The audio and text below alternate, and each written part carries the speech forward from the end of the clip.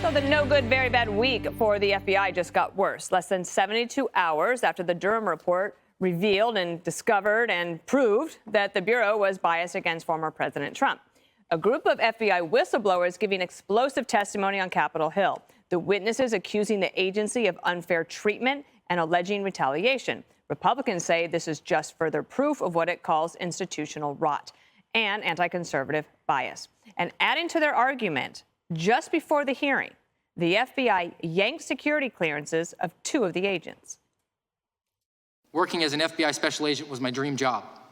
My whistleblowing was apolitical and in the spirit of upholding my oath. Nonetheless, the FBI cynically elected to close ranks and attack the messenger. My family and I have been surviving on early withdrawals from our retirement accounts, while the FBI has ignored my request for approval to obtain outside employment. I never swore an oath to the FBI. I swore an oath to the Constitution. Do you believe that the FBI is purposefully hostile to you for that reason, to keep agents from speaking up? Yes. Yes, without question. Yes. Chairman Jim Jordan warning the whistleblowers that they would face heavy attacks from Democrats. We've talked to over 24 whistleblowers. People have come to us. We've interviewed several of those, and today 3 of them. 3 of those brave whistleblowers and a lawyer who represents them will tell us their story. They will tell us what happened, what they saw, and then what happened to them because they were courageous enough to report it to Congress. And I just want to tell you guys, get ready. Get ready, because these guys are going to come after you. You know they are. Well, Jordan was definitely onto something. Democrats did bash Republicans for even holding the hearing and trying to undermine the credibility of whistleblowers. On Police Week, watching House Republicans jump to lay the foundation to defund law enforcement. My colleagues on the far right are on a mission to attack, discredit, and ultimately dismantle the FBI. This is defund the police on steroids. You're engaging in the self-promotion of your new book that's about to be released. And what great timing to be on TV and in Congress right before your book tour starts. In Texas, we would just say that this is just a lot of hot air blowing here, and it ain't a whistleblower. This is one of the most heated, passionate hearings I have seen on Capitol Hill in a long time. We watched the whole thing this morning. Both sides came loaded for bear. Jesse, get your initial thoughts? The primary allegation was that there was a cash incentive program with the FBI. So the more investigations a field office opens up, the more cash bonuses are given to the head of the field office. So that's why you're seeing this flurry of investigations, a flurry of arrests. That's why so many January 6th prosecutions, so many parents are being investigated. Catholics are now being investigated, and it explains why. Anybody who even went to D.C. on January 6th was investigated. They were investigated for money, but they were investigated. And Bank of America handed over to the FBI every single transaction that was made by people that flew into D.C. for January 6th. Not only that, the FBI was taking officers off child porn cases and making them hang out in the parking lots of parent-teacher conferences and write down their license plates. They made the Betsy Ross flag or a bumper sticker that said 2A a terror symbol. So now you understand why the FBI says white supremacy is the #1 threat in the country. Because it's a predominantly white country, and you could make money, a fortune, investigating everything. A flag waver, a small business owner, a Trump supporter, a parent, anybody that can be considered white. You can open up an investigation and get paid for that. So it's a very perverse incentive. And then they got retaliated against because they tried to blow the whistle correctly up the chain of command. And then they sent them to California and then locked all their belongings in a storage unit. And one family, FBI family, was left homeless for a week. Yep. And they said the FBI will crush you if you speak out against them. And that's why a lot of people are saying the FBI needs to be dismantled. You'll have more tonight. We're going to have both time. of these whistleblowers and Jim Gordon tonight at 7. Don't say I never promoted your show. Thank you. Because I will always do it. How could I have forgotten? I will always do it, Judge. You know, it's interesting. Not only did they bump up these cash bonuses, and we remember with the Veterans Administration, they pumped up the numbers and said they were doing these great jobs when they really weren't helping veterans, but they made these fake stats so that they could make more money. Whenever you put money in with the federal government, you're making a mistake based on the numbers of cases or bonuses for arrests or collars. It's inconsistent. It's a bad intersection. But it's worse than that, because what they did was they pumped up the numbers, not just for the money, but if they were doing something that they called a white supremacist investigation, and they had 4 people they were interviewing, it wasn't the one case, it was then 4 cases. So they could bump up the stats and say, yes, white supremacy, it's the biggest problem in America today.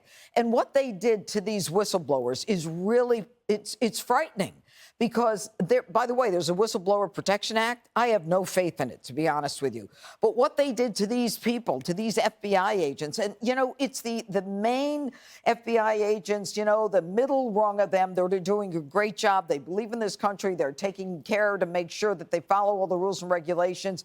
It's the upper core of the FBI that is corrupt, that's been politicized, that has been weaponized. And so they take these little people, so to speak, and they made them homeless. They made one guy actually move his family to another town, and then forced him to relocate. And then as soon as he got there, they put him on unpaid indefinite suspension, and he's homeless. I mean, this is the FBI at its worst, but we already knew that. And one more thing. The Congresswoman, I think her name is Plaskett. She is from... Stacey Plaskett. Yeah, Casey Plaskett. She talks about how this is defund police on steroids. Are you kidding me? We had the Horowitz investigation, where Horowitz said the FBI was basically not doing its job, that Jim Comey was, you know, someone who lied, and the affidavit was unverified, and went on. And then you have the Durham report saying that the FBI failed to uphold its mission to fidelity to the law. And this woman labels these people as people who want to defund the police, the Republicans. And finally, it is simply too easy to say that a whistleblower who is saying something that is against his own interest, it's too easy for them to say, you know what, they're really inept. They were bad at their job. Because how do you fight the system? How do you fight the institution of the FBI? You can't. So the incentive is against someone who wants to be a whistleblower. And this is a perfect example of it. One of the things that was revealed today, I guess what wasn't revealed to me because I didn't know, that the whistleblower protections for FBI employees and agents is different from the rest of the federal government, which is something that could perhaps be looked at by the Congress. Harold Ford Jr., the Democrats came ready today. They've got some pretty strong members on their side as well. They do. It's good to be back. A couple of things. I think the Durham report is a troubling thing. Whenever the American people lose confidence in a federal agency, particularly a law enforcement agency, or have reason to, and Mr. Durham uncovered a lot of that, that's something we need to take very seriously, and I would hope that the committee might take a look. And if I were Chairman Jordan, I would invite Director Wray, who was actually praised in the report by Mr. Durham, saying he was taking big efforts to clean up some of the investigative excesses, to give them a sense of what they've really done. And I think they could probably explore the whistleblower protections for FBI agents. 2, there's been politics in every agency, the Department of Defense, Education, ATF, the FBI, every acronym there is. There've been IRS, there've been R's and D's forever, and there probably is a little bias somewhere along the way. I think whistleblowers should be protected in every agency, and one of the things that has to be done is you have to corroborate their stories. And while you corroborate their stories, they should not be punished. And it sounds as if, at least from some of the testimony, you can read into that maybe there are those who believe, the whistleblowers believe that they have been retaliated against. If I were Chairman Jordan, I'd call in those and I would ask the whistleblowers, will you sign a document to say we can look at your employee file? Because these are serious allegations. And I don't like engaging in Republicans are so bad, they're coming after Democrats. I thought it was a little irresponsible of the chairman to do those things, to make that statement. But if he has the evidence to back it up, then he should put forth the evidence. I close where I started. I give Director Wray a lot more credit than perhaps some, not around this table, but some are in the press. He did a lot to clean this up, and if you don't believe it, Durham says it in his own report. I hope the FBI gets back to doing what they do best, which is protecting us against domestic and foreign crimes and threats, and get back to the great work they did in Idaho, where they were able to hunt down that guy that killed those 4 people in that home. You know, it's interesting. That was one of the things I was going to ask you about, Tom, is that in the whistleblower testimony, one of the concerns that they said they had is that all of this focus on domestic terrorism has really taken our eye off the ball from foreign enemies and terrorism. I mean, it's unbelievable. And that we're back to like a September 10th attitude. We've seen it. We've seen him doing these raids and knocking on doors with pro-life demonstrators and things like that, investigating Catholics and other issues like that. It's obviously rotten.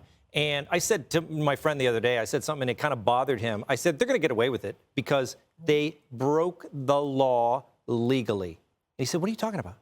How do you do that? I said, they broke the law legally. Like we've seen it dramatized on television shows like The Wire, where you have the mob, a lawyer who's doing work for a drug dealer. And we watched the way that he worked. He used the law to his advantage to essentially make this drug dealer legitimate. But he was a drug dealer. He was selling drugs to children. That's what this lawyer was doing. But you can't get him on it.